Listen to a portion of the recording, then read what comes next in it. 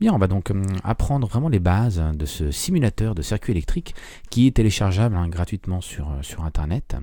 Donc, à notre disposition des dipôles, vous en connaissez certains. On a aussi accès à des fonctionnalités qu'on ne va pas explorer dans un premier temps, mais qu'on pourra peut-être utiliser par la suite. Alors, on va donc simuler un circuit pour commencer très simple, qui va nous permettre d'allumer et d'éteindre une lampe. Donc besoin d'une pile, que voici, deux conducteurs. Alors, les conducteurs sont des fils électriques, tout simplement. Fils électriques dont on va pouvoir faire varier la longueur. D'accord ? Et pour connecter la pile au fil électrique, on va faire correspondre ces deux ronds rouges. Alors vous allez voir, c'est très simple. On déplace. Alors pour déplacer, clic gauche sans relâcher la souris.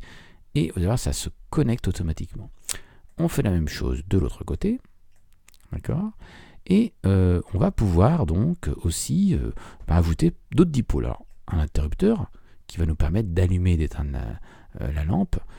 Alors, vous avez vu que cet interrupteur, toujours pareil, un clic gauche sans relâcher la souris. Et on va voir qu'on va pouvoir faire, en tournant la souris, tourner cet interrupteur.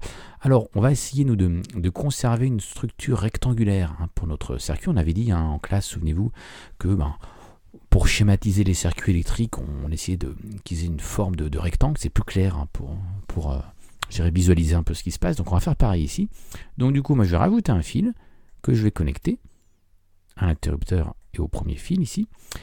Et puis je vais rajouter un deuxième fil, voilà, qui me permettra d'avoir accès à la lampe.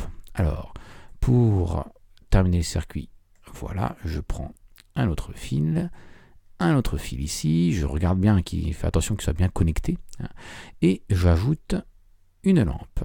Alors cette lampe, c'est un dipôle, elle a donc deux bornes, un plot et un culot. Il faut ici que le fil soit relié au plot et que ce fil-là soit relié au culot. Donc vous vérifiez bien que la connexion se fasse bien. On bouge la lampe en cliquant dessus sans relâcher le bouton gauche de la souris. Voilà, on la bouge de manière à avoir une structure bien rectangulaire, un joli rectangle. Alors évidemment, vous avez remarqué que vous avez une multitude de petits ronds bleus. Ces petits ronds bleus, ce sont tout simplement des grains d'électricité qui sont présents dans les conducteurs et dans les dipôles. Ces petits grains d'électricité qu'on appelle aussi des électrons.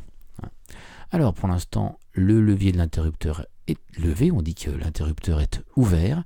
En faisant un clic gauche sur le levier et en pivotant ma souris, je peux fermer l'interrupteur. Et je vois que quand l'interrupteur est fermé, mes petits grains d'électricité, donc mes électrons, se mettent en mouvement. Se mettent en mouvement dans tout le circuit. D'accord ? Ça, c'est ce qu'on appelle le courant électrique. Bien. Et donc, ce courant électrique, il circule, il traverse ma lampe, et on voit bien ici que ma lampe donc brille. D'accord ? Si je clique sur mon interrupteur, donc clic gauche sans lâcher la souris, et que je fais pivoter mon levier, et bien j'ouvre mon circuit, donc on a un interrupteur qui est ouvert, et je remarque que spontanément tous mes électrons se figent, d'accord, donc tous mes grains d'électricité se figent, le courant électrique ne circule plus, et je remarque que dans ce type de circuit, la lampe ne va plus briller, d'accord.